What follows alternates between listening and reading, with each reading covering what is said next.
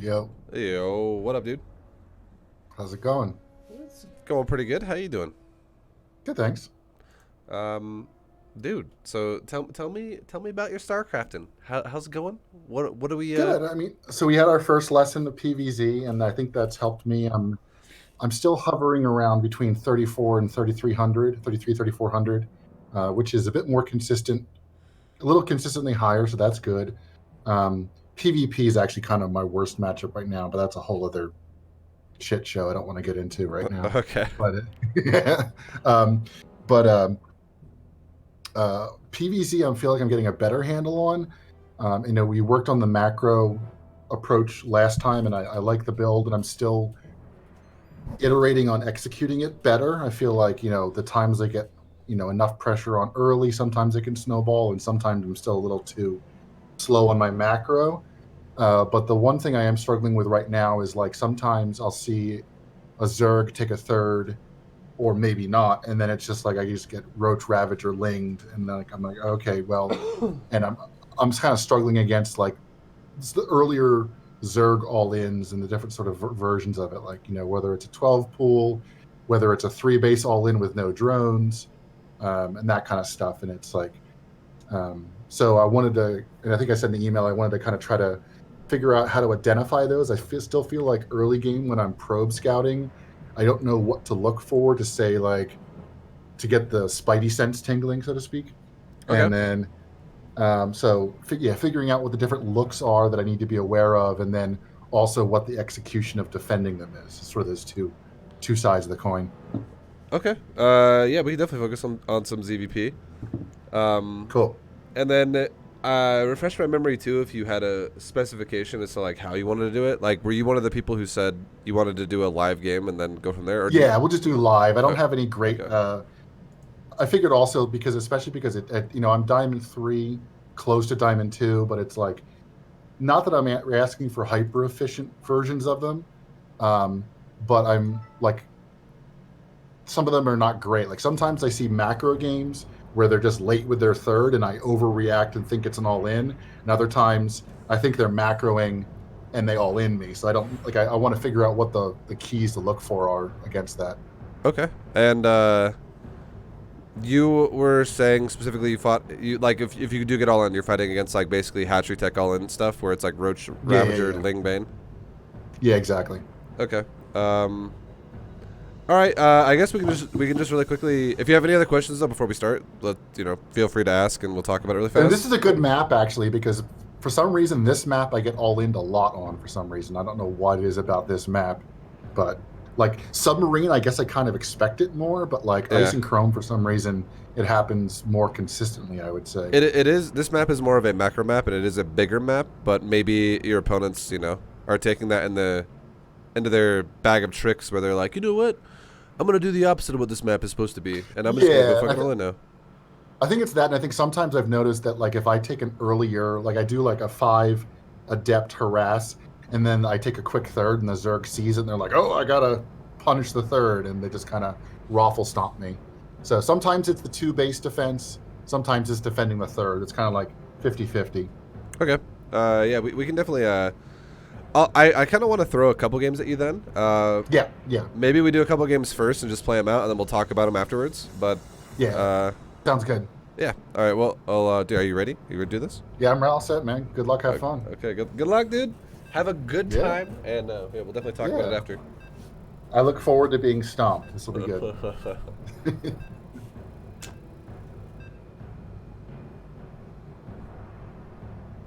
In general, do you recommend players Gate Scout or Pylon Scout? Gate.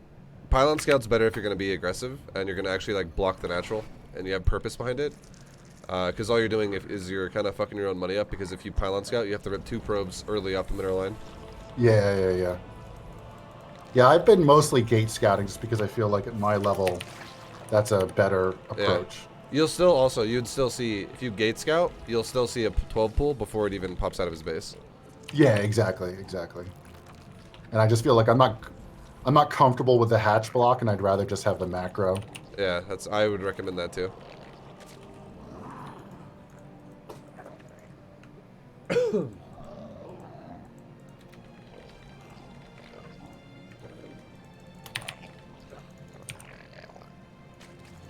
Alright, so what my plan is for playing this, Mr. 8-Bit Deity, is I'm going to play him 2 times, and I'm not going to tell him which one I'm going to do, but I'm going to all in one game, and I'm going to do hardcore macro the other game.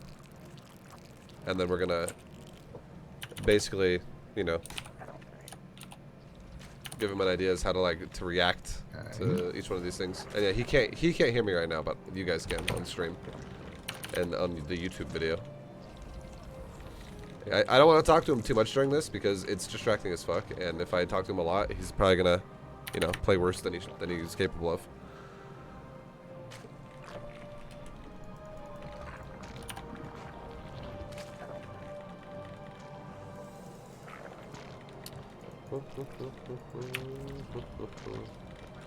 I'm going to do a macro build this game.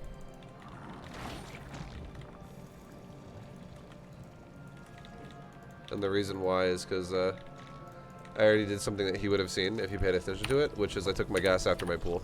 It's less likely for aggression, so like it's already seeming like more macro focused play. This WoW soundtrack's bringing back a lot of memories. Yeah, the classic music's pretty good. For, you know, I remember the first time I listened to it again in like years, and I had such like a nostalgia hit. I was like, ooh, shit. Okay.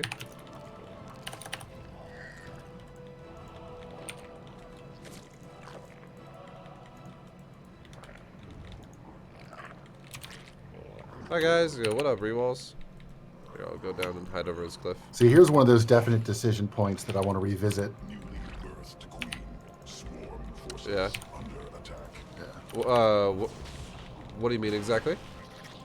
Well, when we go back, because it's like, I'm trying to figure out if I should be, when I drop tech, so like I've made a decision in terms of tech to drop, and I'm okay. Your tech choice shouldn't be based off the Zerg, by the way. It should be based off your build. Okay. Right, and I'm trying to, you know, obviously not know that I'm going to be all in. Well, do you know? So. Because what if you don't? What if I'm not all in? No, that's true. Yeah. Like I'm intentionally trying to do my macro build. As yeah, that's good. Yeah.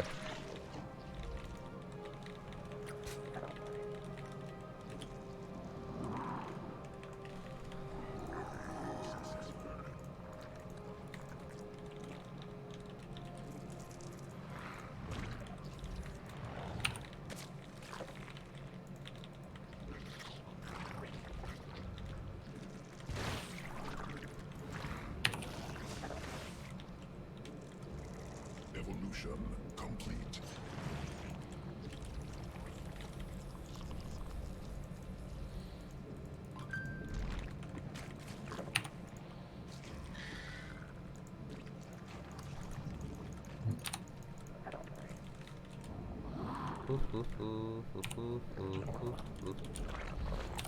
Newly birthed queen ready.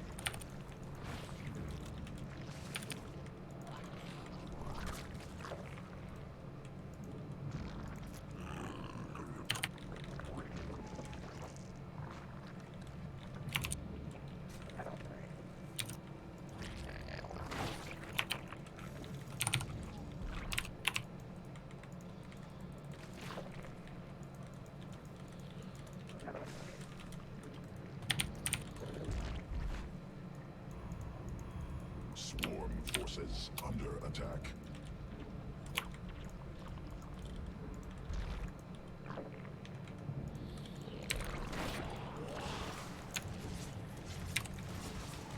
Swarm forces under attack.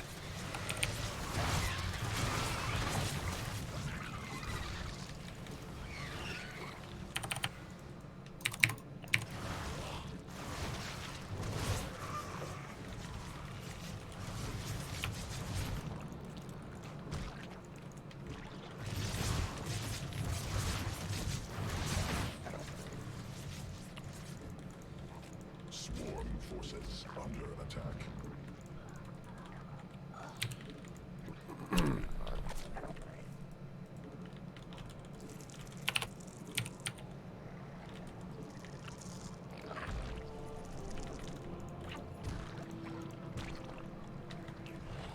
Not bad attack. Not bad.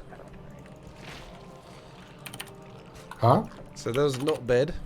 I don't want. Good, I'm good. trying not to talk to you too much because I don't want to distract you. Yeah, no worries. Queen birth successful. All right, so Swarm at going back and looking at that, I do think he missed an opportunity, and we'll talk about it. He has to just pay a little bit more attention to his units when he attacks. He definitely killed some stuff, but he let his units attack like the queens way too much, and like he had an opening to kill a bunch of drones here, and he didn't take it.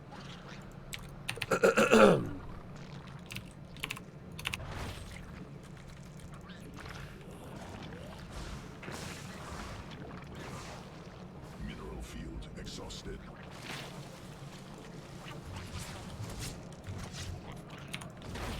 Evolution complete. He was hiding out. He was a coward who didn't go into the original fight. So I just, Yeah. just had to send him in. It's like, I don't want to do it. Get your ass in there. Exactly. Back to the front. Exactly.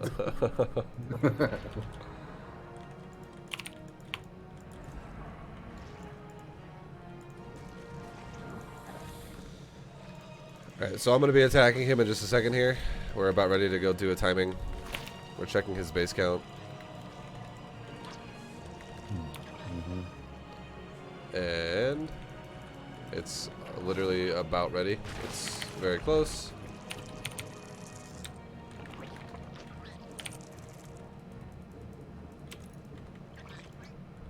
And this is the result of what happens if you let a zerg be too greedy. The reason why I know this is because for time of the game to my supply, we've scaled really fucking high.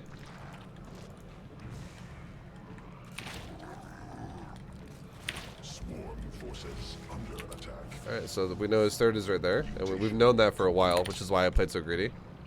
We scouted his third a long time ago. Now if he has a fourth base, which we're going to see in just a second, we'll push that instead first, because it'll have less SimCity, which is going to be right here if he has it. He does. Now we're going to push. And this is going to be very hard for him to hold, because I've been allowed to be very greedy, so there's a good chance this might kill him. Swarm forces under attack.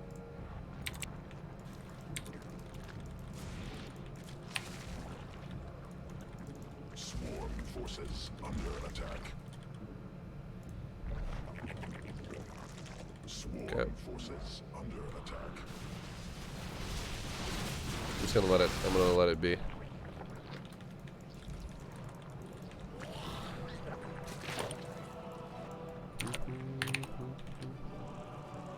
Swarm forces under attack.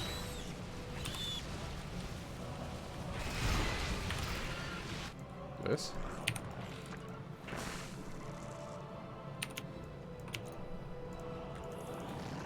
That's good. He actually defended that. That's actually not what I expected to happen. Creep tumor under attack. Macro is definitely on point then, if he can actually hold a timing like that. Mineral field depleted.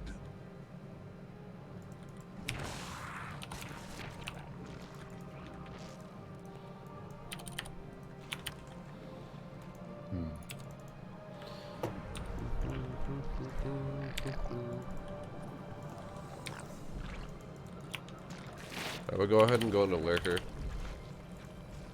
as well if the game comes to it. I'm gonna do another timing to him really fast. And this time I will actually shove into him a little bit more. So I won't just kind of A-move it. I'll actually pressure him a bit harder. Mineral cluster expended. Let's do it. Mineral field exhausted.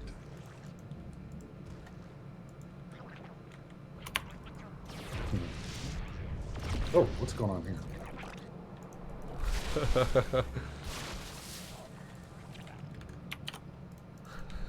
Your reaction was so funny. Oh no! I was like, what is...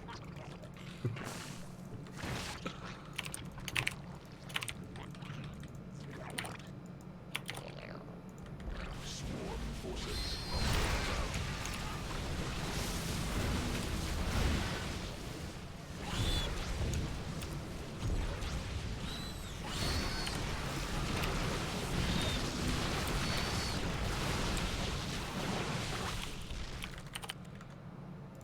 Yeah, he's not, dude, he's actually able to control his army pretty well.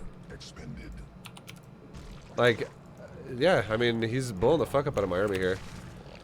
It's good by him. No splits?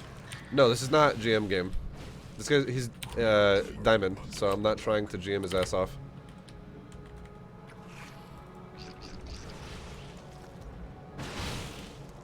Swarm forces under attack. Creep tumor seances spun. Swarm mutated.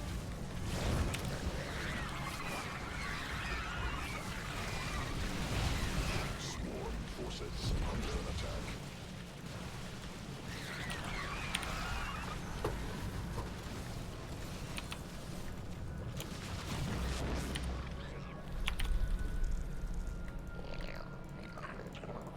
Swarm has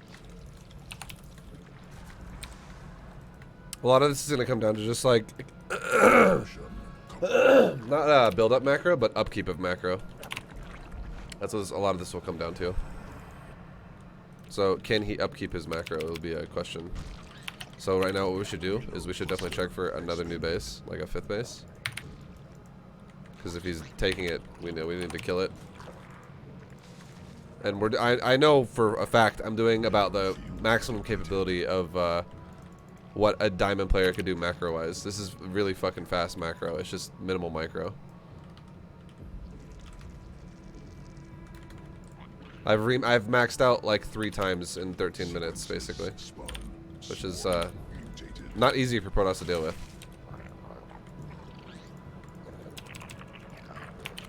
Swarm has evolved. Okay, this time we're gonna actually give him a lurker timing. Creep tumor under attack. Do you have a base up here? You do.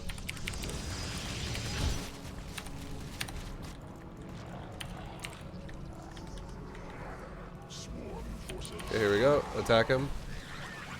Bro. Go him back for a second. To my lurker. This is another problem I have. Yeah, well, we'll definitely talk about it. I'll say though, you had the means to defend it if you kept making disruptors, essentially.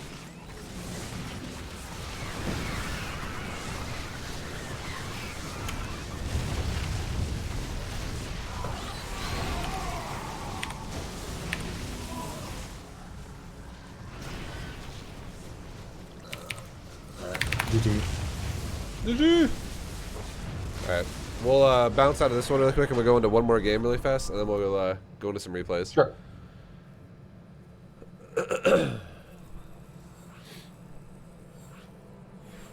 But yeah, good. Overall, pretty good that game, honestly. Okay, Like, cool. you can change a couple things, but not bad. I mean, I'm not gonna lie. I expected you to take way more damage than some of those fights, and you were holding strong, so that was good. Cool. Yeah, the 4th, that felt like I had I think I got a couple good disruptor shots off. Yeah, so. no, yeah, it was good. Also, just the sheer I mean, because the sheer amount of shit that I had, I was macroing at a good pace, so that was a very respectable pace for Zerg at that level.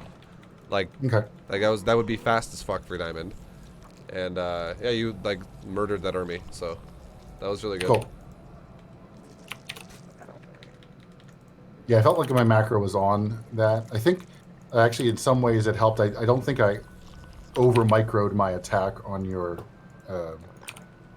my harassment. I didn't over. I think that's one thing I struggle with is over micro sometimes, and I get lost from the macroing side of things. Yeah.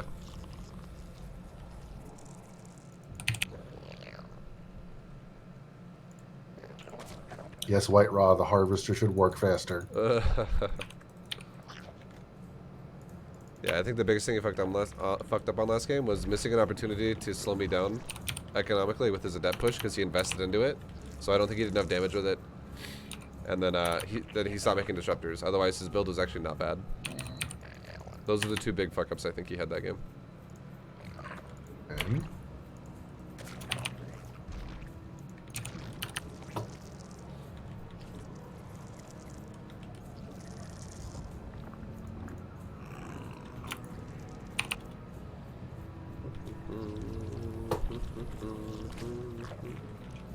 Okay, guys. Oh yeah.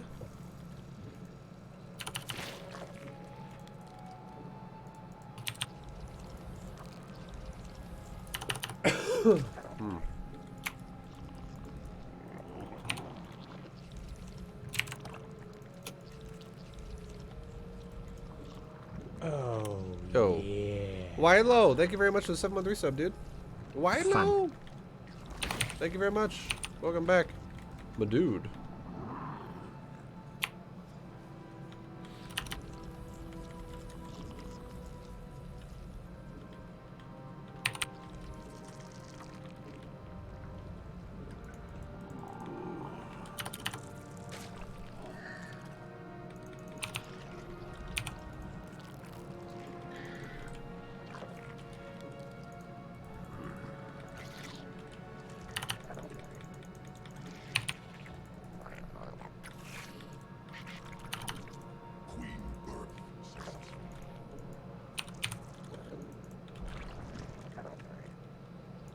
Queen birth. Newly birthed queen ready.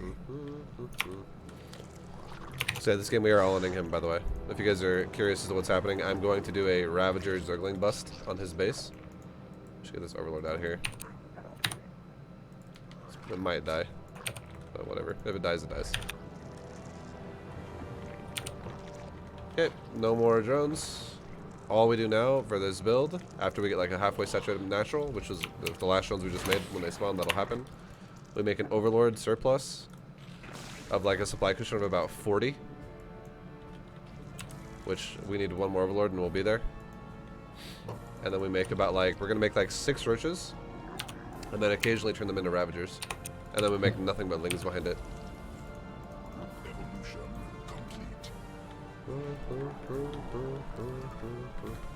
And here it comes. About 6 roaches is what we're looking for. One more.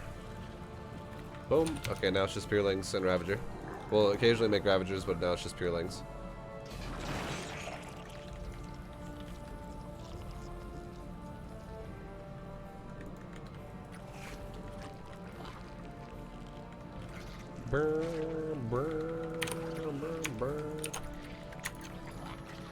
Let's go, go, go.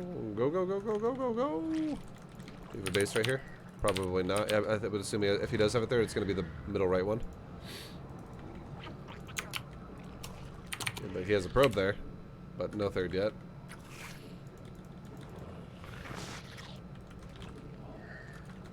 Okay, here's some adepts.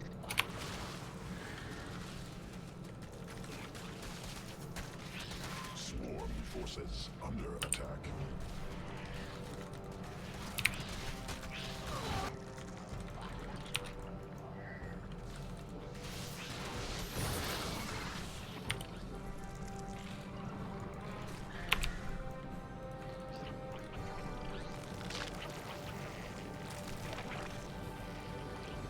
Okay, as soon as these Ravagers pop, we're gonna pressure fucking hard here. And go, go, go.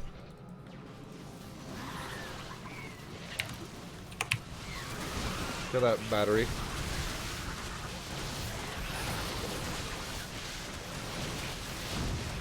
Kill that gateway. Or I mean that pylon. If we kill his wall, it's okay as well at this point for the Zerg. We can flood him if he allows us to. Yeah, that's GG. GG. Yeah, no, if you go for the adepts and against that build specifically, and you get caught like that, it definitely is fucking painful. Yeah. Not just that, but like I was not quite as crisp this time, so I was just a little bit behind it as well. Yeah. And I pulled my probe back scouting too early, which I'm sure you'll comment on. In hindsight, I pulled it back too soon. Yeah. Yeah, because yeah, exactly. You didn't see when the third went down, and you also didn't see if the gas continued to mine.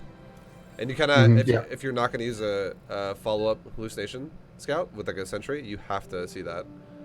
Gotcha.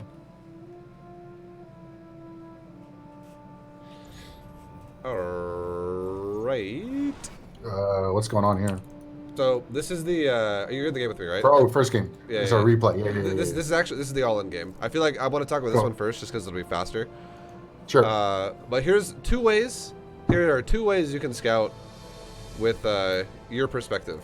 So Okay. your build opens up very standard. You go for a, you're doing a council opening with a natural. It's all G. We'll kind of bypass the opener a little bit. Your build seems fine because I mean, the straight up test of can you macro.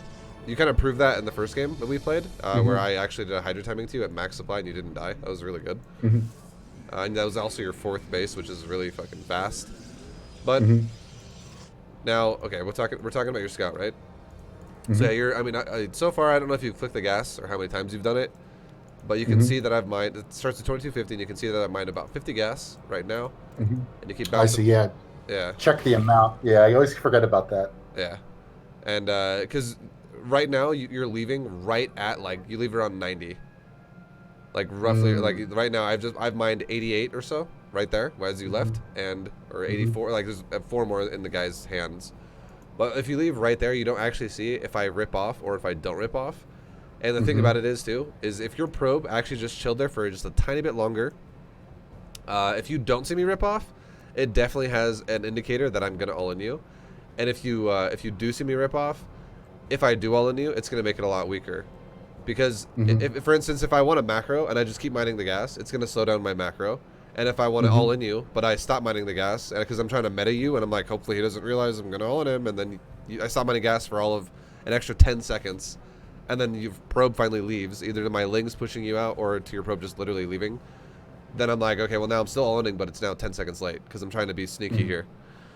So you have these options to do that. And here's something, too, you can do. So just know that this game, I took gas as fast as possible. Like that was the fastest, and I never stopped mining it. That was the fastest possible speed I'm gonna go for with a standard build. And yeah. So I guess here's a question.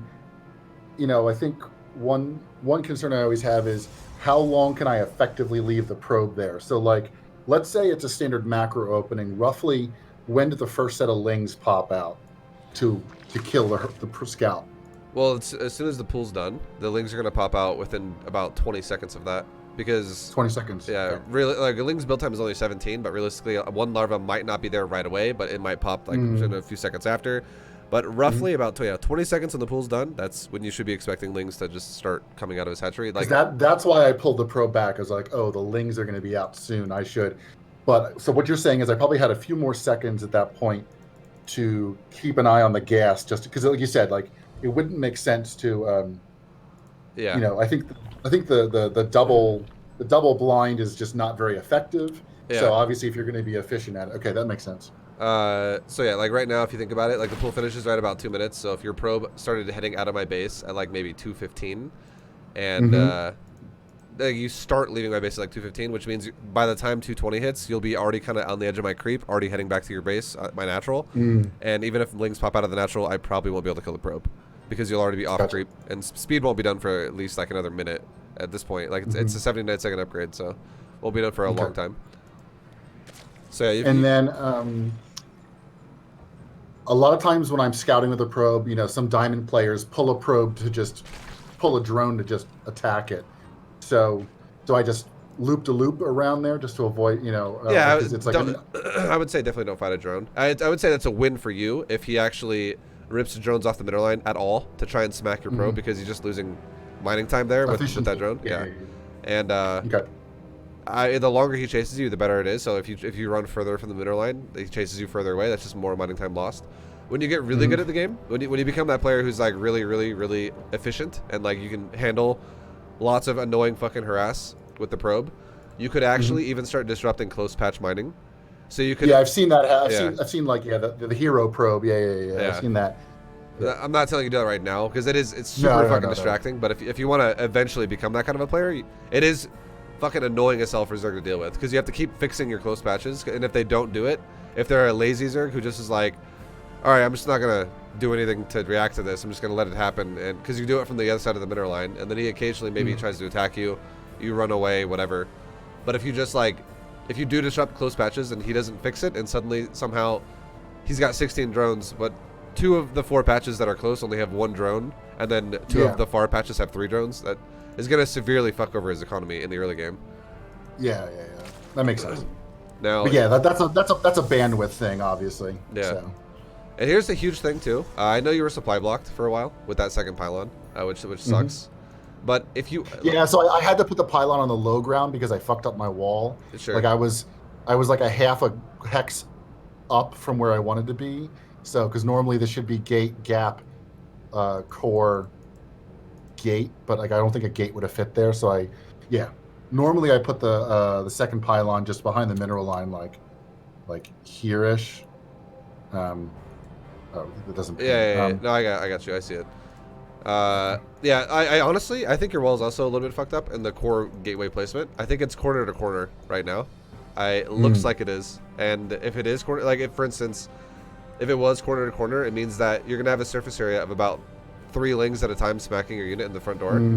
And for you to be like, actually trying to block it properly. And there's also a good chance that if it's not blocking the direct center of that lings could squeeze to the right or the left side of your unit. Yeah. Okay, gotcha. So actually, if the gateway, like right now, if you were trying to connect, like if you think about it like this, if you're connecting the next gateway, the second gateway to the core, and you're going to go from the right side down, so like the right side of the core is going to connect to it and then go down, I still, it might actually connect right here, because if you think about it like this, the pylon to the core is actually corner to corner, and a gateway is 1 pixel larger, so it actually would connect to the core like that. But if you actually move the core up 1, and you move the gate that would be on the bottom to the left 1, you could connect the gate to the core from the bottom and then build it towards the right. Does that make sense? I see. Yeah. So yeah, I think your core is a little bit south by 1, and then your gate still could have fit there, and it's okay. Okay. Cool. But simply put, the thing I was going to tell you was the supply block, it slowed you down, and then if you don't get slowed down and you want to know, am I being all in or not? A cool thing you can do is you can go, if you're going to go for like a skipped sentry and you're going to go straight stalker, adept into the adept timing, you can actually take your very first adept that you make and you can run it across the map, and you can run to where my lings are, basically to the edge of creep, my natural, and then speed will not be done by then. It won't be done. You'll be getting here when my speed's probably like 55 to 60 seconds of the way to completion. You throw a shade at my gas, and then you don't commit to it. Yeah, you do not commit to it. You just shade the gas, and you go, how much have you mined? And if at that point in time, if I have mined like 200, I'm definitely fucking mining that gas. If I've only mined like maybe 128 or like 132 or something, I am definitely ripping off the gas after I got speed, and I'm mining 1 drone rounds, basically, which is definitely not all in, unless it's just mass lings with no gas support. Which is easy to deal with if you just make a shield battery and you're behind a wall. But yeah, like if you just send that first adept out, you can just do a quick shade at my gas, see how much I've mined, and then just cancel it at the very last second. And as you cast the shade, immediately start running back to your base. And the second time the shade is ready, cast a shade back to your natural, and I guarantee your adept will get back to your base before I have speed, and it will not die. Okay, cool. And so yeah, in this case, so if it's 2250 is the base starting, I can say, okay, he's at 2070 at this point in time, so that's 200 gas now. So speed, and you're shimmering. I see shimmering on the pool, and I can say, okay, so there's 100 more gas. The pool. Would I see a roach war in there? No, not yet. The pool's always going to be upgrading. If I open up a speed build like this, like if I open gas early, you always expect the pool to be upgrading. But it's really just, if a zerg player, there's 2 signs for a zerg player to all in you. Okay. One is, and all here's you would also see, the gas is the first one, and your adept will see both of these, by the way. Number 1 is the gas, and number 2 is queen allocation. And if you see both hatcheries with an eject on it, that is another sign of an all in. Okay, as opposed to spreading creep early. Yes. Okay. And then, so what your adept could do, for instance, like your probe, if your probe has not yet confirmed the 3rd base, which it actually hasn't. Right. So let's say I mess up and get killed by lings early, and I can't confirm for some reason. What you could do is you could actually run your adept to the edge of creep. You could shade. Your adept shade's always going to just go past the hatchery. You'll see, is it being injected? And if it is, you'll see a big gray bar. Or you'll just see that, you won't see the gray bar because you're not a zerg player, but see the shaking, right? You'll see the eject animation on it. It's gonna be like a bunch of eggs on the hatchery, and it's gonna be so if you see the inject animation, that's a sign. Oh, he's injecting the natural. He's not creep spreading. And as you cast the shade, maybe what you could do instead actually is you could run to the 3rd base with the adept, and then cancel the shade once you're at the gas. But just click the gas before it's done. If you see 3 drones mining, there's 2 signs. Is if you, number 1, if you see 3 drones mining, that's already too many drones on that gas. And number 2, if you see not only 3 drones mining, but he's also mined like another 100 gas beyond speed, that's a big indicator as well that you're like, oh shit, okay, yeah, this is fucking something committed. More. Yeah. This is at the very the only thing it will be, which it could be if it was macro focused, is it could be Overlord speed, but there's a very high chance that it's going to be a Baneling or a Roach Warren follow up.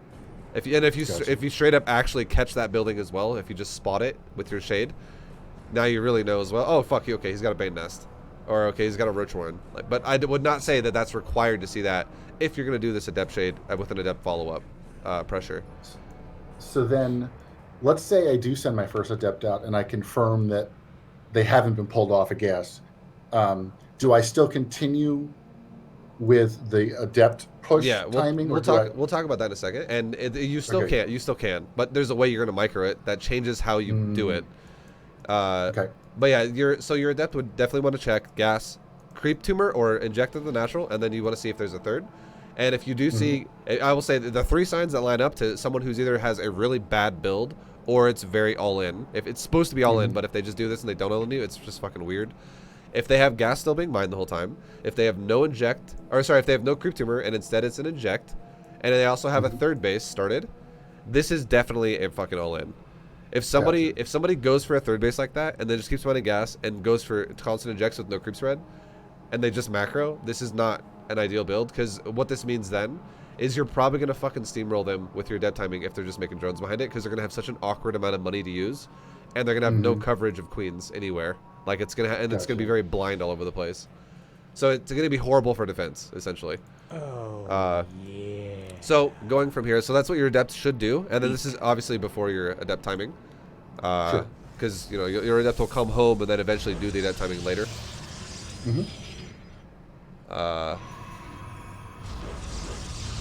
I like your battery. Like build placement, I'm not the biggest fan of, as we talked about already. But build timings of everything, I like it. It's good. Your battery's great, because if I did all in you as fast as possible, you're like if I went for a Bane Nest all in, basically, which is going to be faster than Ravagers, you would have this battery just before my speed finishes, or like, but if for like a timing in your base, because your battery's done in 19 seconds and my speed is done in 9 seconds, but I still got to cross the map, right? So like that battery is fucking perfect, and your gates are well timed as well for the actual timing of the your warp gate. So it's all your build looks great. The one thing I don't like is that your council is right in my face. If I'm the kind of player that hides that's because I put the second pylon on the low ground. Yeah, no, I understand. But yeah, again, I know that's not intentional. But yeah, your build's great though. It's like I said before, the fact that you don't die to that timing I did in the first game, the big macro one. I was like, yeah, your build is like, it feels fucking solid. So I don't really think that's your problem right now. Okay, cool. Yeah, it's a lot of, I think it's decision making and processing information. Yeah. So now, if you're gonna do, like, let's just say hypothetically, you're a Adept scouted. Okay, yeah, cool. We got someone who's really aggro. So pay really close attention when you check my third, always, because when you check my third, or your third rather, sorry, when you check your third, what's gonna happen is you want to send a probe over there, right? You want to see if you can take a while you're doing this attack, you want to see if you can expand. Right. So you just did it a second ago. There we go. So you're making Adepts. You check the third base, and you actually see Lings there. If you do see Lings there, you always want to kill them, because this is actually, well, if you would have done this time, you would have saw the all in straight up, because I am actually flooding your third. Like, and I'm sending more and more Lings there, and if you see like 4, then you see 2 more, then you see 4 more, you're like, okay, there's a lot of fucking Lings right now. But at the very least, even if this is only like 2 Lings, for instance, you still want to kill them, because if you run away to my base and these Lings just chill at your third, and suddenly your probe comes over here, and I just wipe out the probe before it builds a Nexus, and it just delays your Nexus by maybe like a full 30 seconds or something, because you keep losing the probe and you have to like deal with that while you're doing with a depth attack. It's just gonna fuck you over. That makes sense. But constantly shading is what you want to do. And if you're not sure if I'm all in or not, the correct way to shade in a safe way would be to shade backwards instead of forwards. And if you know I'm all in, the correct way to shade is backwards instead of forwards. And if you know I'm being greedy as fuck and I'm macroing and there's 0 chance of an all in, the correct way to shade is to shade forwards. Right. So that makes sense. yeah, because you want to get to my base faster if you think I'm being greedy. But if you don't know, or if you do know I'm being all in, you definitely want to shade backwards. So you always have a reset button. If you do encounter my army and you're like, oh shit, I'm running into like 12 lings right now, and your depths take like 4 glaive shots and then shade out of there. But if they shade deeper into my fucking all in push, you're gonna just definitely die. Right. But if you shade back towards your base, you're gonna kill my front line, which is gonna reset my pathing across the map. You're gonna like stunt me at that spot. And if you're always casting the shade against the lings, that's the first thing you should be encountering, because it's faster than roaches. You're basically you'll reset maybe like 8 lings, and you'll shade out of there, and you'll be closer to your base, so you can get back into your doorway more likely, and you can get to the shield battery and reinforce your wall. Because if you actually had those adepts with glaives behind your wall against a couple ravagers and a fuckload of lings, you probably would not have died here. Yeah, that makes sense. So Yeah, no, that's because that's like 5 units that I just like shot the bed exactly. with. So. And it's your opener too. It's like your full flight. Like this is what you've been investing. This would basically be the same thing as if all my roaches just died. Yeah. Because like it's your initial investment. So your adepts actually shade deeper into my army, and then as soon as this happens, your shade now goes on cooldown right here, and you are now committed into the heart of my push. So not only now can my roaches attack you because you shaded towards me instead of away from me, but now the lings can just turn around and kill you because they will actually jump on you, and they'll hold you, so you can't just run away from the roaches. And there's too much DPS here now that you will die before another shade happens. And even if you recalled, your depths are also spread out, so that's one final thing too. If you know I'm macroing, I don't give a fuck if your depths are spread like this. That's fine, because you're just like trying to make it go as quick as you can to my base. But if you don't know if I'm all in or not, or if you do know I'm all in, definitely want to stack your depths. Yeah, that way, the reason why is because if you shade away and you're like, well, there's no fucking way I'm getting back to my base, always abuse the shade first, and the second the shade's done and you think you're not going to be able to make it back home in time and you're going to die, just recall the second the shade's done, because that shade will buy you like 3 seconds of engagement time to where the lings will have to run you down again, and then they'll be on you again. But the recall itself is only like 2 or 3 seconds and you're out of there. That makes sense. Yeah. Cool. And then from here, now, losing these units is definitely rough, and you're like, well, fuck.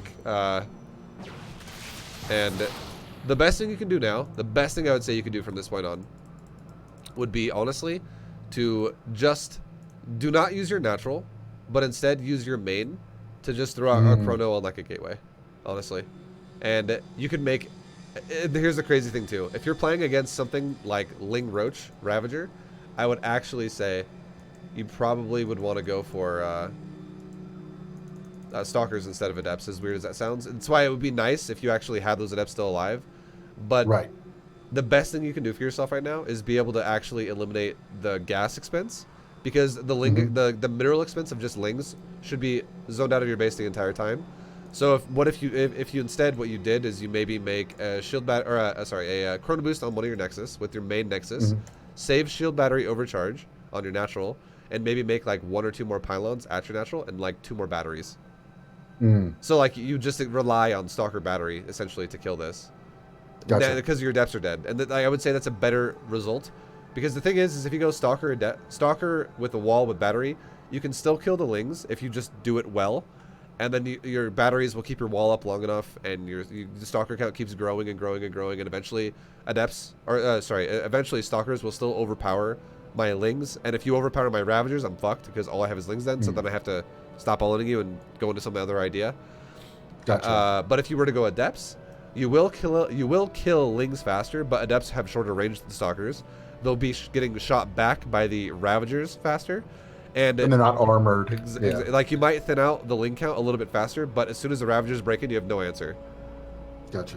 And the Ravagers actually do way more DPS than Lings do here as well, because they actually break your fucking buildings apart with Corrosive Bile. Yeah, exactly. Yeah. That makes sense. Yeah, and I'm like, drop a robo. Ugh. Yeah, I would say batteries right now for sure, because there's no way the robo's going to be done in time. Yeah. I'm also... go ahead. I was gonna say, well, I have 700 floating minerals, so I could be dropping batteries as well as the robo. Yeah. So, should I like put the pylon? Like, should I just put a pylon wall up just to keep the Lings out for a period of time? No, you don't need to do that, because it's gonna die instantly. It's literally gonna die so fast. I would say you should probably put like 1 more pylon to like the right side of that gateway, on the bottom. You should put a pylon to like the top side of the gateway on the top, like 2 more pylons on the sides of your nexus, and just fill that shit with batteries in between. Gotcha. And then it's more batteries the longer the all-in takes. So like start off with like 2 more immediately, and if like your battery overcharge is literally you know, depleting, and I'm still just fucking flooding you like crazy, and you're now your next 2 batteries are about done, maybe add on 2 more batteries again to go up to like 5 batteries. Gotcha.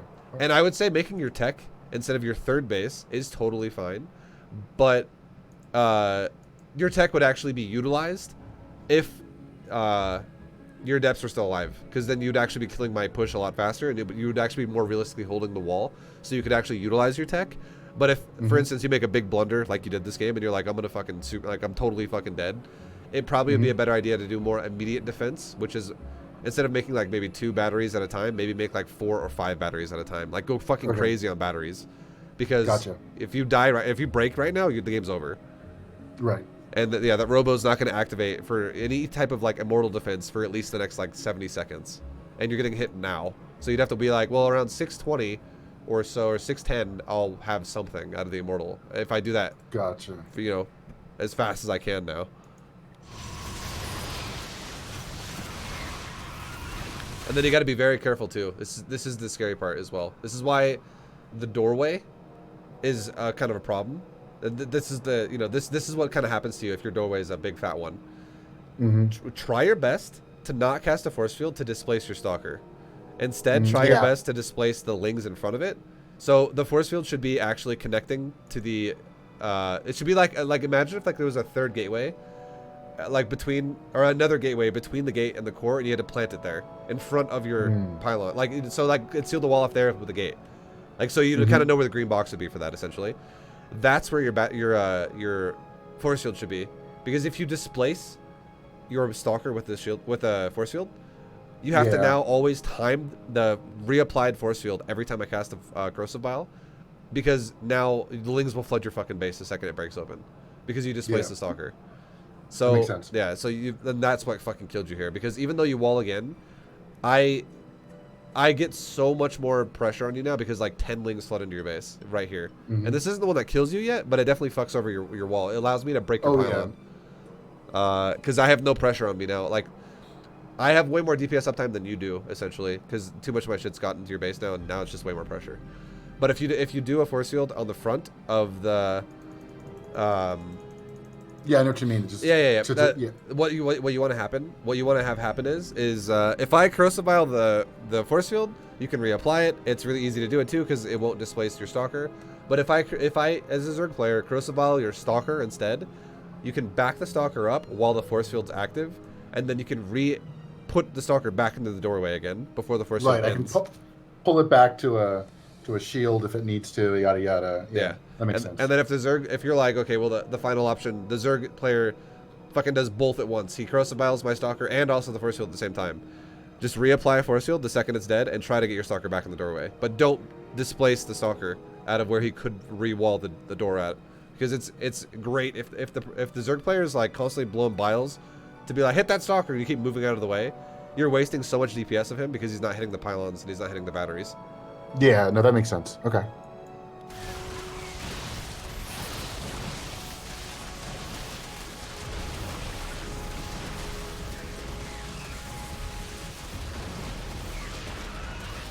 And then from there, it's because it's no, GG. yeah, there's no other batteries up. And look at the crazy thing is, look at the robo facility timing, right? It's 35 seconds in, and a battery only has a 29-second build time. So if these were batteries, they would be up right now, and you would feel a lot more confident about holding that door still, which is what you need to do right now, because if that wall just breaks, you're gonna die. Because the best case scenario for you now that you let the wall break is you go up to the ramp and you just sack the natural, which means you lose anyways, because all I have to do then is kill the natural and go back to droning, and it's 3 base zerg versus 1 base Protoss. Yeah, that makes sense. And then yeah, from there it's So now you have more ideas about how to do it, and just knowing about if you actually send the adepts backwards instead of forwards, if you don't know, or if you do know it's an all-in, like if you don't know what it is, or if you just know it's an all-in,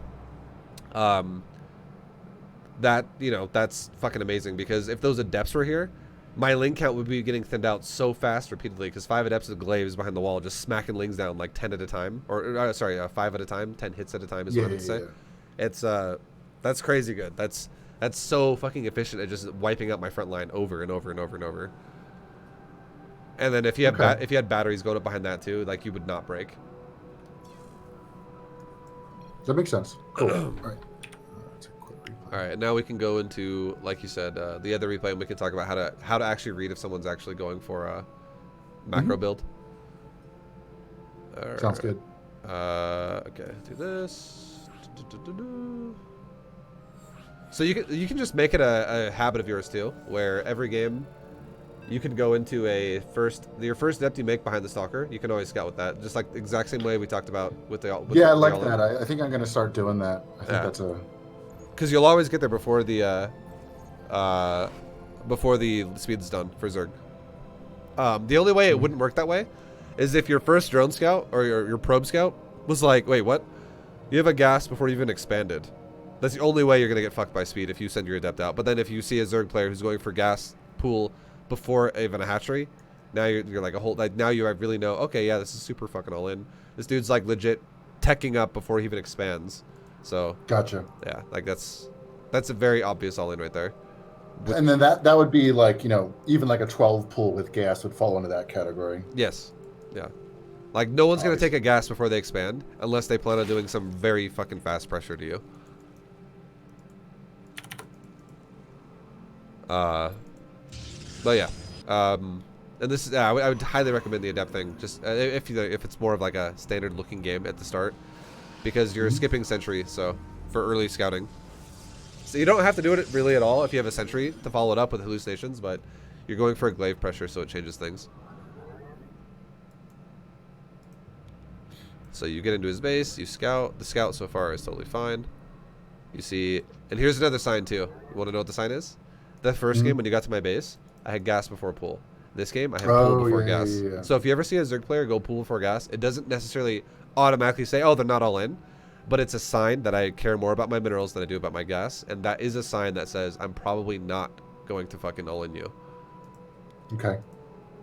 But a lot of Zerg players will go gas over pool. I just want to make sure you know that because it is safer, and a lot of Zerg players are also, they're like I don't know the phrase I'm trying to say here. They just do what everyone does. They're all like they follow like tradition of Zerg essentially, where it's like you're just supposed to go gas pool, right? But yeah, I mean, it makes sense though if you're gonna macro, if you maybe delay the speed just for like 10 more seconds and then make more drones. So if you ever do see someone who understands like, oh, I'll just go pool before gas, I have zero intentions of going aggressive here, and this will allow me to have a little bit more money. That's helpful because yeah, there's definitely some times when like I'll see the pool before gas and I'm like, are they? And I get worried and I'm like, oh wait, because if you look, I probe checked my third to make sure I wasn't gonna have a proxy hatch or something like that. I was like, but then I saw the gas and I was like, okay, cool. Like I still could proxy you. That is still a thing that could happen. You'd have to. The only way to really to be able to decipher it's a proxy, and right now I would say nothing looks like proxy yet. But the way you can decipher that there's a proxy is take note of when you show up at my base of my hatchery timing, which is right about now. So you get to my base and you see a Zerg player who has, it's like right around 110, and my hatchery is like a third of the way done, roughly. Yeah. And then you go into my main base, and this is how you can tell proxy. You go to my main base, and you see a pool already started, and that's as you get here. Now, look at my hatchery. If you give yourself the ability to do it, right now, okay? Now look at my larva. It's being spent still. And it's not just, I don't have 3 larvae just chilling there right now. If I was proxying you, I would not be able to afford spending my larva. I would instead be saving money like crazy and just going for, like, you'd be like, either the pool would be delayed, the hatchery would be delayed, or the larva would be, something would be delayed. And then you'd be like, no gas, why the fuck is he, like, if he's going for a gasless build, why does he not have enough money to spend that larva? Okay, then that's time to be like, where's the fucking third base at? Is that a proxy? Gotcha. But if I'm spending, if I'm doing all my mineral expenses, which is my hatch, my pool, and my larva, then definitely not proxying you. Yeah, that makes sense. Okay, cool. So now you see the gas, and you come back and do a double take for the gas, and now it looks pretty standard right now. Yep. and then you're kind of chilling. Yeah, your build looks fine again. And now you see me. I'm actually committed to the gas. I'm glad you confirmed that, and I didn't just somehow cancel it. So now you really, you know, I'm not being super fucking greedy, like ridiculously greedy. Right. And then you're kind of still chilling. And I don't mind that the probe chills here to just kind of throw confirmations out around to try and see what's going on. That's totally fine. And now you've confirmed, okay, third base. Now this looks super fucking super standard. Now, as we talked before, if you made an adept right after the stalker, and you like, so this adept should be a priority as well. Like, you should definitely make this shit like ASAP as soon as the stalker's done. Okay. And you get your adept across the map, because the thing is you would see. Notice how I put a creep down this game. For zerg on my natural. If you got here and you saw a creep that's like already like way further forward, and you're like, oh cool, like now instead of getting to where like the creep tumor is right now, that's where your adept would cast a shade initially if there was no creep there. But now suddenly your adept's gonna have to cast a shade like a full like 7 range back from where the creep tumor is now, because by the time it's here, the creep is gonna be quite further out. And you'd be like, okay, yeah, clearly a creep tumor. So if you follow the signs that you've read so far, which is gas is delayed, the creep tumor at the natural, a third base, this looks like a macro build, and you could now, you know, take that adept when you get here. You could shade past. You could just take a glance at my gas, and you could see, even though I have speed on the way, I haven't even mined enough gas to go for another 100 investment, which is like a layer or, you know, overlord speed, or like nothing that like upgrade wise could go for gas yet. So and then also on top of that, if I can't even afford that, I'm gonna be able to afford barely anything out of tech, like 1 or 2 roaches and maybe just making the Bane nest. Like it's not, definitely not all in. Like that gas would be your final confirmation that I am not all in, and you can just go home and macro as is, not worry about shit. And then, or rather, not really go home and just macro. It would be, your timing would be more successful now, most likely. Like it's gonna, you're gonna be up against a guy making a bunch of drones, probably not a bunch of fucking units. Although I could scout you and I could react by making units as you come out. That is always possible. But you have, like, the timing should be definitely attempted from you, like going aggressive as possible across the map. Okay. That makes sense. Yeah, I mean, there's certainly questions about the execution of the pressure, and that's something I just know I need to work on, and I'm always iterating on that. But yeah, it's more just these early game signs is what am I reading, and try to be reactive to, like, because I think I'm definitely missing some. And then I do remember in this game when I was shaded in, I did remember seeing it, because I bring out the boys, and I forgot one was lagging behind. I don't see anything at the third. Great start. Yeah. And then I'm like, hello. And then This. so then I remembered seeing so much gas, and I was like, okay, he's teching at this point in time, obviously. This was an almost potentially great attack. Like, you kind of fucked it up. So you gotta, I would say, in the future, you gotta make sure. Like, so if you see signs, for instance, like if you can follow those signs, you now know I can kill drones all day. Like, right, because right now I think when you're doing this attack, you're probably doing it with the mindset of, I'm not really sure, and we'll find out, right? You're like, okay, we'll see. But like, if you know that I had creep tumor, because look at my creep, it's like fully connected already. My creep is fucking everywhere. I'm definitely macroing. And like, that could be done with your first adept before this attack even happens, so that reinforces your decisions. The gas reinforces your decisions. And if you see no gas, it means that all I'm going to be defending you with is lings, no banes, no roaches. So one great way you could defend this, or not defend it, but one great way you could execute this attack is be like a fucking mouse, or like a rat or some shit. Like, always hug the wall. Like, go to my base, hugging walls repeatedly. Never let yourself be in the open, exposed. And if you are, be very quick about it, about getting to the next wall. That way, if I ever do react, if I see what you're doing with my Overlord, for instance, and I'm like, oh, depth timing. I do have speed right now, and I could totally have speedlings, but the weakness of speedlings, though, is surface area. And if you minimize my surface area by always, because you can shade too, so you can always, even though I'm surrounding you, you can still rotate away. If you if you just hug a wall as you approach my base and you see my lings engage you, if your back is up against the rocks, up against the wall, I can get only half surface area on you, which is going to drastically reduce my damage I can do to you. And then you just shade towards another area with surface area, minimal surface area, and eventually once you get to that mineral line, that's just horrible for Zerg if all your depths are still like healthy and they got glaives, and all I have is lings and a queen.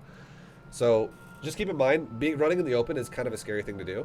So it's going to take a little bit more attention to, you know, make sure you're not going to have a fail attack here. But if you ever catch a Zerg who has no defensive retention at all, a great way to fuck the Zerg over is, like, right now, if we watch your attack, you get into my base, and you start going for the queen.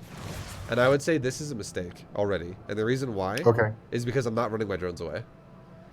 So what you want to do instead... Go for the low-hanging fruit. Yeah, like, you want to... Because the queen's range as well is 5. And the depth range is 4. An easy as fuck way to micro this, where you don't have to actually click every drone, is you could run your depths into the mineral line. You could also shade them into the mineral line, either way. But you could get in the mineral line, and you always want to be using shades here. You could just cast a shade, and then as soon as you cast a shade, don't run at the queen, but again, run away from the queen at the drones, and the queen will come to you. Hold position your adepts in the mineral line. Just hold position them. And if I am a Zerg player and I don't react to that by running my queen into your adept attack range, and I just A-move you, which is what a lot of Zergs will do, your adepts are just just cranking drone kills out like crazy because they're on hold position, and even though they're going to hit by the queen, they're going to ignore the queen because the queen's out of their range. So they're going to kill what is in range, which is drones. And then if you cast the shade, you have 7 seconds now, which is how long the shade is going to take before you commit to it. Realistically, I would say you have about 5 seconds because you have to check the shade too. But you have like 5 seconds to go back to your base, build a pylon, build your tech, start an immortal, whatever the fuck you want to do. Do a warp in round, make a third base, or like do something for your third base, maybe make a battery at it. Anything you got to do for your macro, you got like 5 seconds.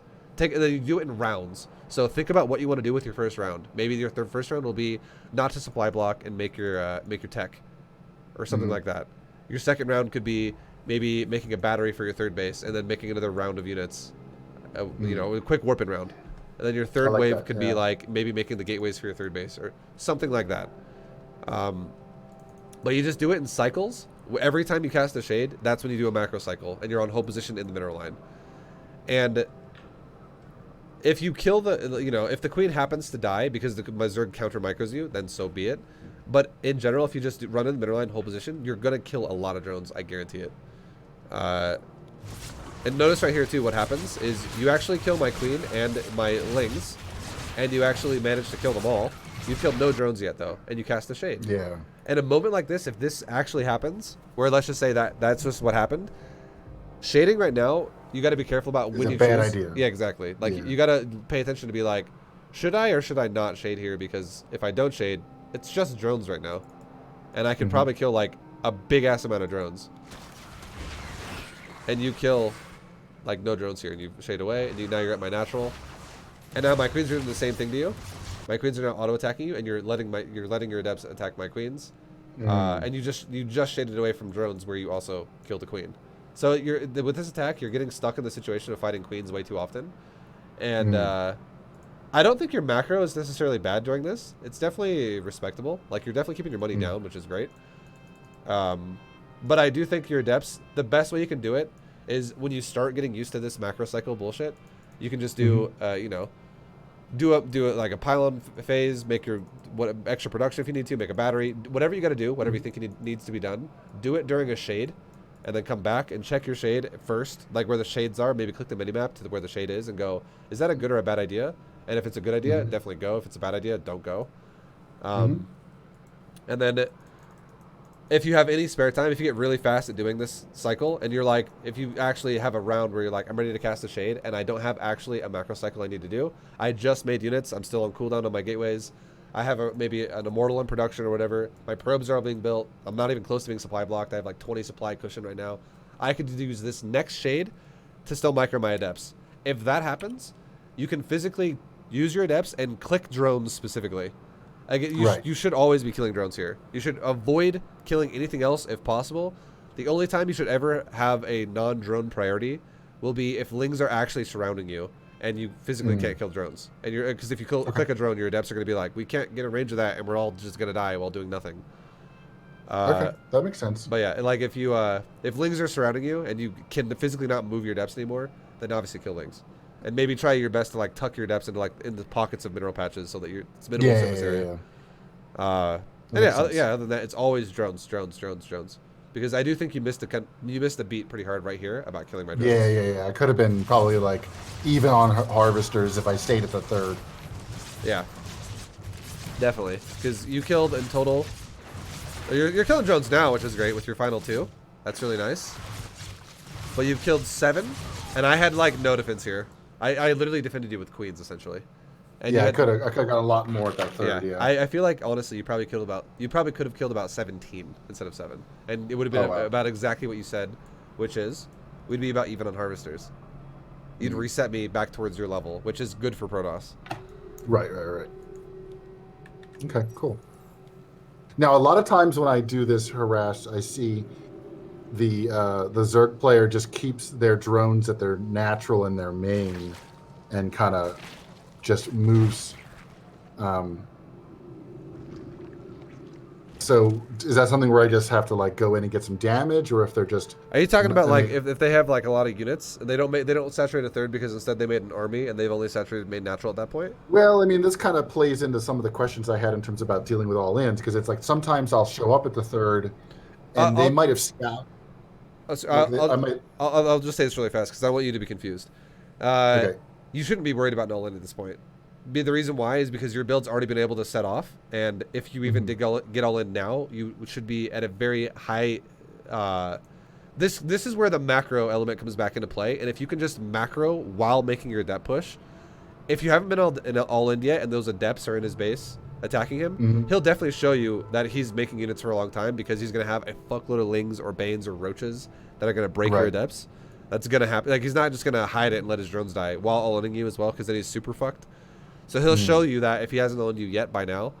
But if he attacks you right afterwards and like he starts making an all-in as your adepts kind of like die off to some units, you're still okay, because if you macro just efficiently, you have enough shit right now to be fine here. Like you should have plenty of like, because your macro is already, it's been allowed to progress, so you should have plenty to defend yourself. So as you can see, even though you just threw away 5 adepts, and I would say it wasn't the best attack of your life, and you didn't really kill much of my drones, and I am being greedy as fuck. Look at our supplies right now. Like, we're still very close. Comparable, yeah. And this is not bad for Protoss. So you're doing a macro build, I'm doing a macro build, and not much has happened, but if I was doing an all-in build, yes, I would have less drones, and I would have more roaches or whatever, but my supply would not be like 150 right now or something like that. It's impossible to be that fast, that high this fast, if I was doing a straight-up all-in early. So you would have definitely an ability to defend yourself, is all I'm trying to say. So it doesn't matter anymore. If you just macro, if you're surprised, like, oh, well, all in, oh shit, you'll still be okay because you have plenty. And once your adept phase goes down and you make sentries like this, why not like once every minute, just throw out a hallucinated phoenix at my base, or maybe once every 90 seconds. And the reason why you would want to do that is because you can see if I'm going to go for some weird type of a tech timing, like what if I'm a swarm host nidus kind of a guy, or what if I'm a mutalisk rushing kind of a definitely or something weird, and that's not standard like roaches. Yeah, I definitely have seen some like mutas are definitely something at my level that definitely people just like, oh, nothing's happening, so I'm just gonna like 3 base 6 gas muta. Yeah, like that's. And if they do that, then you scout it with it. If you scout the tech structure itself with your hallucinated phoenix, you're like, oh, look at that spire. You could react by making cannon battery, or you could react by making stargates. Cannon battery would pair well with blink. So if you're going blink already, I would recommend the cannon battery aspect and maybe add on like a second forge and get shield upgrades. It's so fucking good against muta. So like maybe like 2 cannons, 1 battery per base, get shield upgrades and go for blink, and then suddenly whenever mutas show up, you just blink at them and he gets kind of pushed away by cannon battery, because if he only has like 12 mutas or something like that, he's not going to really do shit to you if you have that all that setup already going. And yeah, like there are plenty of ways you can figure out an all-in now at this stage, because you've already developed as Protoss. This is no longer that scary for you. Your power level is definitely spiked up now because you've gotten away with your 3 base, and you're developing at a very like quick fucking rate as well. Right. So, yeah, I mean it's awesome. It's not too threatening. It shouldn't feel threatening because you have sentries as well. And yeah, if you would have throttled my drones a bit more there, like we talked about, it would have been great. However, I do not like your gateways at your third. I mean, this might be just because you didn't build the pylon on the south side, but always build your initial pylon on the opposite side of where your natural is. Always. Okay. So that pylon that's at your third already that's done, that should have been where the pylon is being built now. Because that makes sense. what you want to do, you always want to connect your gates from the wall to your nexus. So you literally wall out the south side of your mineral line being engaged on. Because what that does for you, again, if you're getting all in, it makes your life 1,000 times easier if he has to run deeper into the heart of your base to attack you, rather than he can attack from the outside. Okay. And that'll make your yeah. yeah. Yeah, because I can just basically put the pylon on the opposite side of where it is now, and then, or maybe even a little bit further back on the eastern side of that line, that fat line there, and just gateway. Yeah, exactly. And you could just make either 2 or 3 gates. Like this, I think this one usually takes about 3 gates, to where you'd have a line of gateways going from literally the wall on the right side of the rocks all the way up, touching the side of your nexus, and so you cover it, so Lings and Banes can't just run into your mineral line out of nowhere. Yeah. Banes in particular are my... Exactly. That's the main reason why you do it, is because of Banes. Yeah. It also, here's one more thing it does too. If I went mass roaches, I could actually run behind your nexus, and I could snipe your fucking nexus pretty fast. And even if I killed your nexus, but you killed all my roaches for it, it's not the worst trade for Zerg, because I can just rebuild really fast, and now you're kind of stunted in economy. But if you build gates like that, I have to kill your gates first, which if a gate dies, it's not a big deal. And if I try to snipe your nexus and I go up and around, you now have the ability to force field and lock me in. And I could just die without killing Nexus, because I have less surface area on the Nexus, and I have to go around a different path longer. And I have to, the more I have to run on your gates like this, if I want to do that, I have to run towards your army to do that. Right. So quick, and that's a good point. It's a quick question. Where should I be posturing my main army right now? So we've moved from that initial push to where I want to go third into fourth. You should be teching and you should. I like the fact that you have a battery. I don't really like the fact that it's touching the pylon though at your natural. You should definitely have a battery as well started at your third base, like 1 battery per base right now, just in case. Because if you're not 100% sure that I'm gonna just switch gears and go all in now, it's nice to have a battery, because battery overcharge is fucking broken. That thing is so good at holding all in. It's so good. But your army right now should be like maybe 1 stalker and maybe 1 sentry, or at the very least just 1 stalker in your doorway at your natural. And then your rest of your army should be kind of north of where the pylon is at your third base, the one that's already done. It should be like near the gas, so that way you can you can tuck your army deeper into the middle line if I all in your third, or if I all in your natural, your army could easily assist really fast and like force field the door in front of the stalker if I was gonna try and break your door, and then you could also engage right there, and you can always fall back again deeper towards your battery at your third. Okay. That makes sense. And then you have the ability now, no matter where I'm engaging you from, if it's really heavy pressure on your natural, you can warp in behind your natural. If I'm engaging you really heavily on your third, you can warp in at your third. Okay, yep. Alright, and then you do some Husei Phoenixes, which I love, and you saw a bunch of roaches there just a second ago, which is nice. I mean, it tells you I'm playing super standard so far. Yeah, I didn't see the Hydras until the attack though. That's one. I didn't rush Hydras. I made them pretty fucking late. Like that was like the final thing I maxed on. Swarm forces under attack. And that's pretty standard for Zerg to do that, because you don't want, if a Zerg player is ever like making Hydras at like 62 drones or like 55 drones, that Zerg player has a fucking bad economy. Gotcha. That's like way too much gas, way too fast before they actually have the proper minerals to do it, and they're rushing their tech instead of rushing their economy. And now you can see the attacks happening. Force fields are not bad. Guardian shield's good. The fact that you made batteries here is great. Again, you should be doing a battery just like this at your. So you do it at your third. It's definitely exposed though. I would say maybe put the battery like deeper into your mineral line, like maybe like to the right side of the pylon or some shit. Yeah, I mean, if I do the gateways like you instruct, I can have a cannon and a battery behind it just to kind of add some additional defense. Exactly, yeah. The batteries at your fourth base are great. I love them there because it's fine, because you're not going to be making mass production at your fourth. But your third base and your natural definitely want to have the battery. Like their natural one's not bad. It's tucked away, so it's not just going to get insta-killed. But yeah, the engagement here for you was also not bad. This was a pure A move from me, but I feel like that's how most Diamond players are literally what they do. Like they're not going to be fucking, stutter stepping and microing everything perfectly. But what I'm doing to you is I'm giving you a good macro test, because I am macroing like a fucking beast behind this repeatedly. So I really wanted to just see if you could hold it. And then you battery overcharge your natural, which was amazing. This definitely holds your fucking line like crazy here. Yeah. So again, that's why it's just so good to have a battery. And then, yeah, I mean, I would say your overall the usage of your army was not bad. You definitely thinned out my army a bit with force fields at the start. You like kind of made me have weird concave at the beginning of it. I would say that I really only think you fucked up one battery. And if you think about it like this, the goal should be you're going for a line directly to isolate my surface area, which is like a direct diagonal line from wall to wall, and you actually put one extra battery or one extra force field closer to you, right there. See how there's that? It's like a fucking Tetris like L shape. Yeah. Like that last force field should not be towards you. It should be closer to the wall. That makes sense. Yeah, because you don't actually you don't want to like force field me out and then also at the same time surround my units that are in closer to you with more force fields. Like it's very relevant. You want to just be like, I'm gonna cut off like 30% of your army or like 20% of your army or 10% of your army, whatever you feel comfortable with, and just let that engage. But it'll be trapped, and then have the other part of my army doing what it's doing on the far left side, which is it's just walking around like fucking idiots, being like, we can't get in there.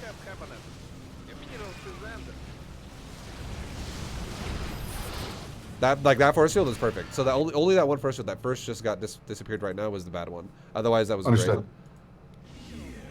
And that's just because you don't have a lot of sentry energy too, so it's kind of important how you allocate your force fields.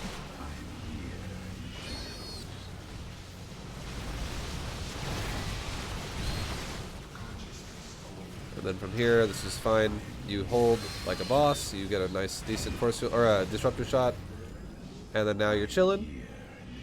Now at this point, I would say the only thing you really got to worry about is making sure your for instance, your main base is not overly saturated, which you fix. Not the greatest because I mean, you could have fixed that a little while ago, but still, I mean, you do it, so it's not that bad. And then I would say definitely taking a 5th base like right now would be a great idea.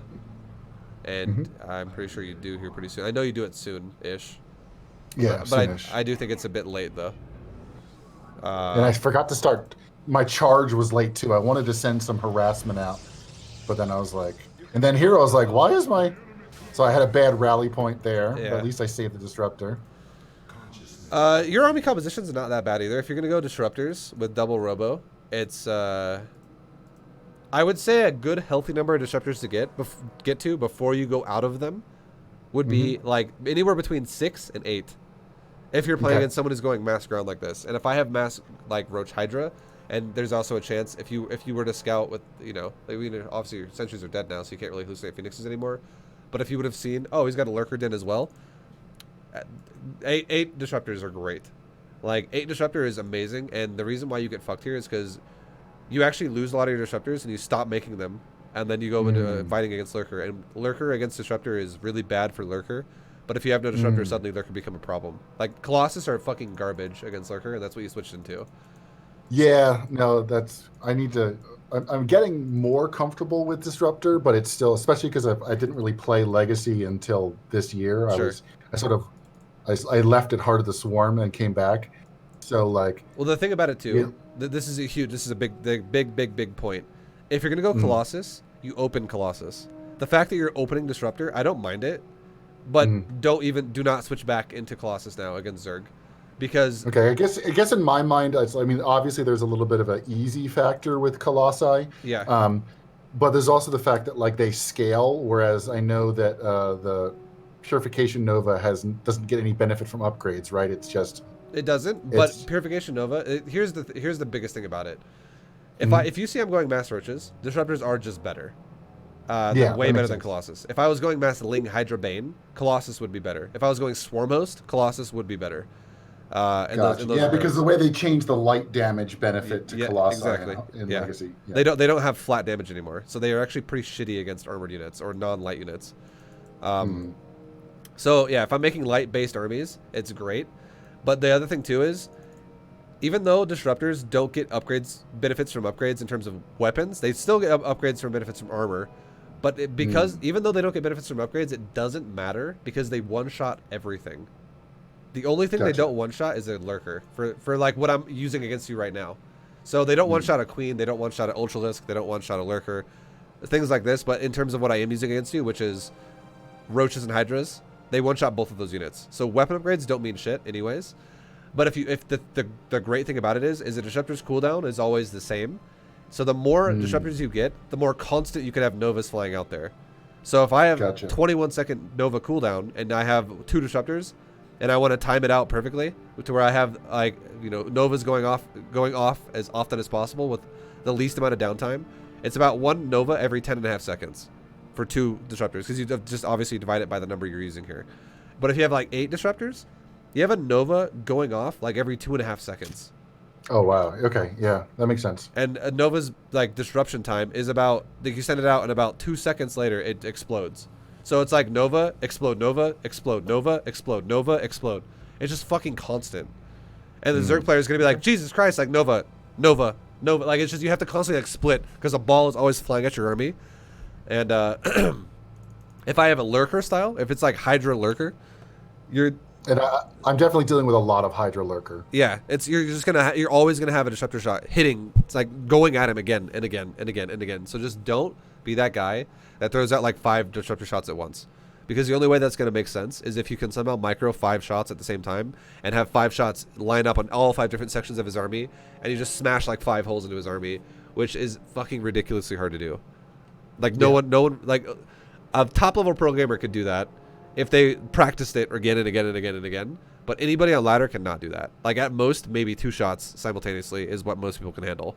So even then, the only time I would say you should do 2 shots at a time is if you're fighting a unit that doesn't die to 1 shot.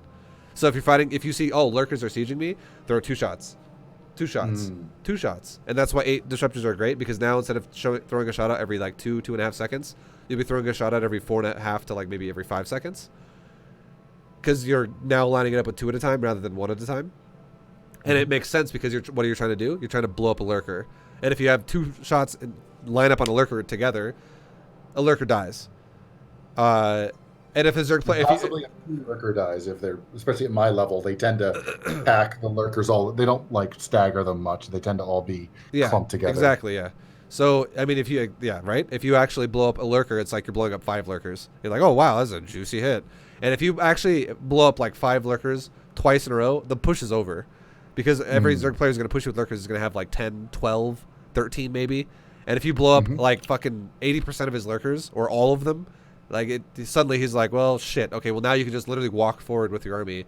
And then you could once again go back to the staggered 1 shot, 1 shot, 1 shot. Just keep throwing 1 shot at a time, like periodically at his army every 2.5 seconds or so. And a Zerg player, if he just stands there, his army just gets fucking deleted. And if he moves constantly, if he just keeps moving and moving and moving and moving and moving, well, then it comes down to a point where your army just gets free shots, because he's constantly trying to dodge repeated disruptor shots. So they actually scale like fucking crazy, because you can actually put so much additional pressure on the Zerg. And like I said before, about 8 disruptors is where you'd probably want to stop, because if you have more than that, like if you have like 16 disruptors, they are pretty heavy in supply. And it's just going to be your other units are going to be it's going to be a way smaller army. I won't have a meat shield in front of them, basically. Yeah. So 8 is great. 8 is great. And then you could then from there, I mean, I don't know if you and I talked about like Skytoss shit before, but you could definitely go into like Skytoss afterwards if you wanted to, as like a final transition. But yeah, like going Colossus this game against lurkers definitely fucked you over. That was the biggest thing that screwed you. Okay, that's good to know. And then this one, exactly. And right now, you only have, in this fight, you have 4 in the front and 1 more just spawned. And that was just 1 shot. Now imagine if you always, the second it blows up, you immediately cast another one. So if we look at this, for instance, which is, like right when I get back to your base, right now. So you throw a shot out, and it's going to explode. Now, right now, another shot should be going out. Right now. Like, as it explodes, you should already be casting another shot. And then, so it explodes at 10:48, and that just killed 13 units. That was amazing. It's 26 supply deleted all at once. And you wait. And you also blink. Not only do you wait too long, but you expose your disruptors by blinking off of them. So now all your disruptors are the ones taking the front line. So you just lost like 2 disruptors right there. And now your other disruptor is actually shooting a shot off. And luckily for you, the Immortal's still taking for it. But I would much rather you lose like 2 or 3 stalkers and then blow up a massive chunk of army with the disruptor than to blink away from your disruptors and have all your disruptors die, and just to save maybe like 5 stalkers in the front that would have died otherwise. Okay, that makes sense. So this shot does go off, and you do kill another 15 units. That's 30 supply that died right there. And you waited like that could have been like your 3rd, maybe even your 4th shot with how long it took you to cast another shot off. Gotcha.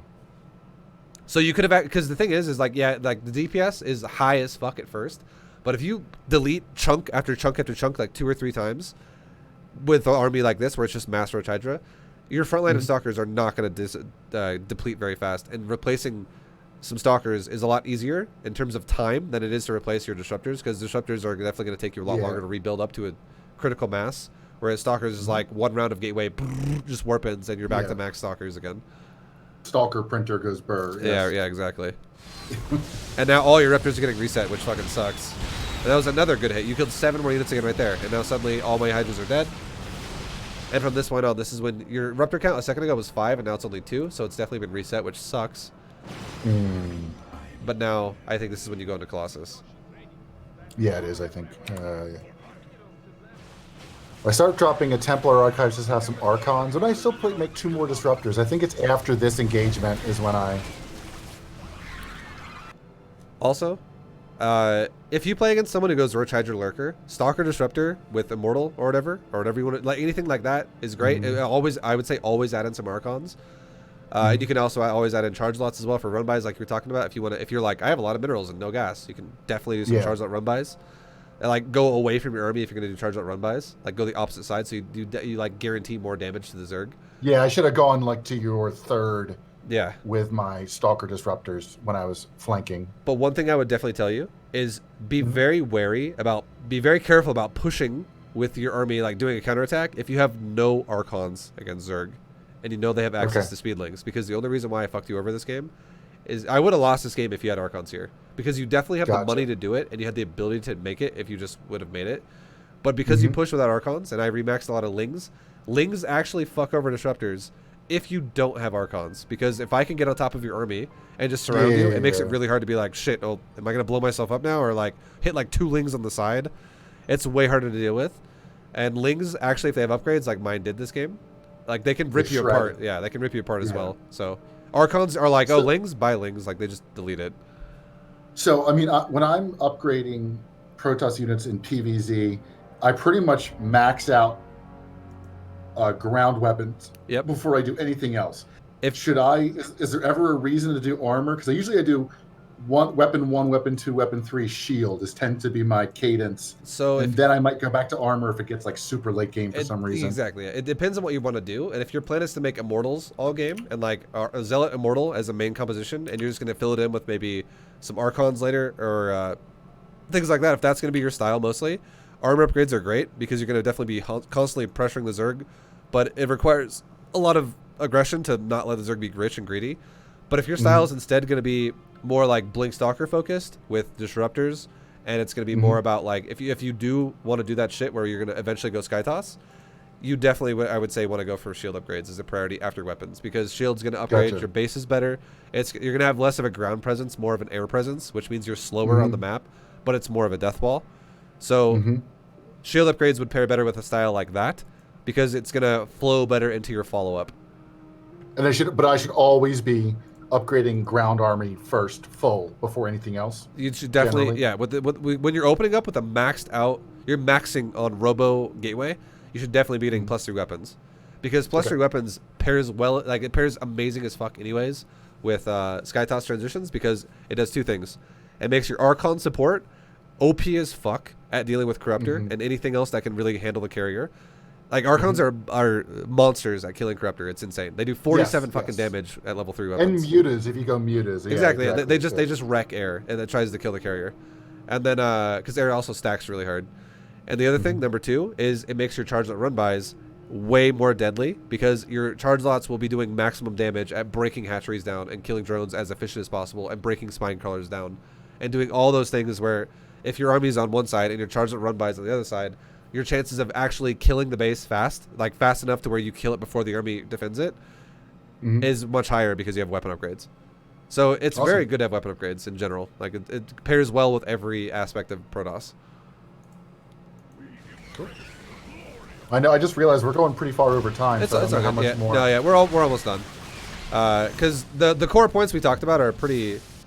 That we've kind of gone over them, and again, I think you just die here because. I mean, you do make a couple more disruptors, which is great.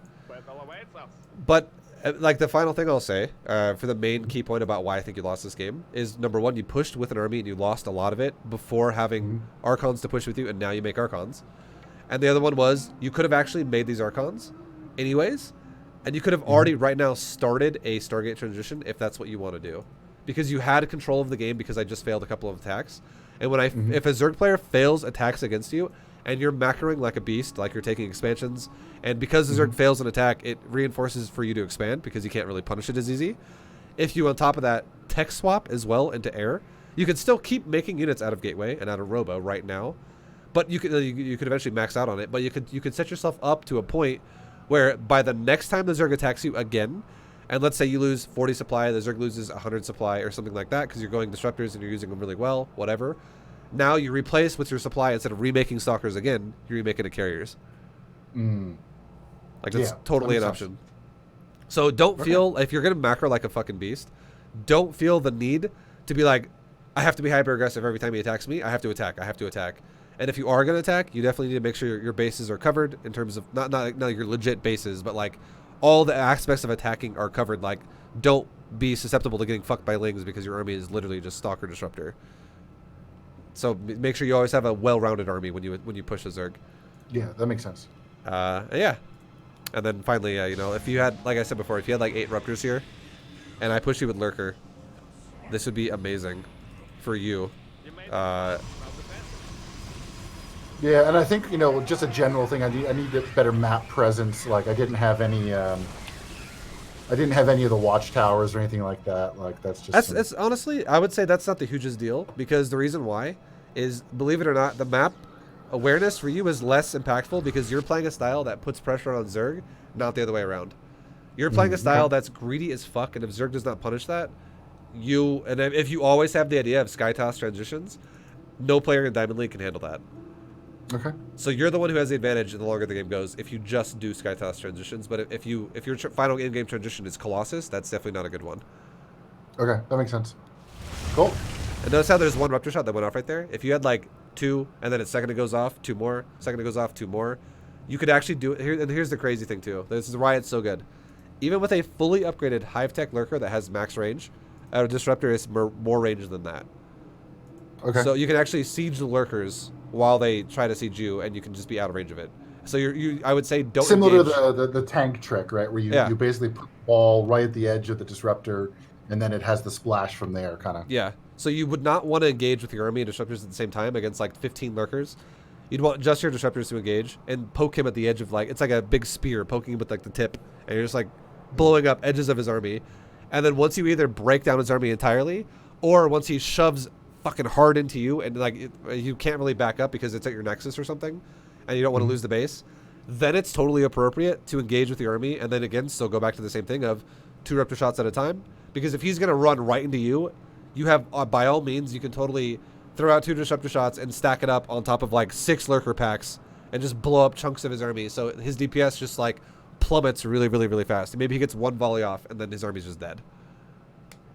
If that makes sense. Okay. Yeah, no, it does. Yeah, absolutely. Cool. Yeah, because right there's just like, you had every means to fuck my, like, see how I push you like this? Imagine 2 Disruptor shots going at that deep chunk of Lurkers behind the Hydros. Yeah. And you actually ran into the range of Lurker and they just mowed you down. So, but that was after you also engaged already the first time against Lurkers, so like your main army was already like half dead. Yeah.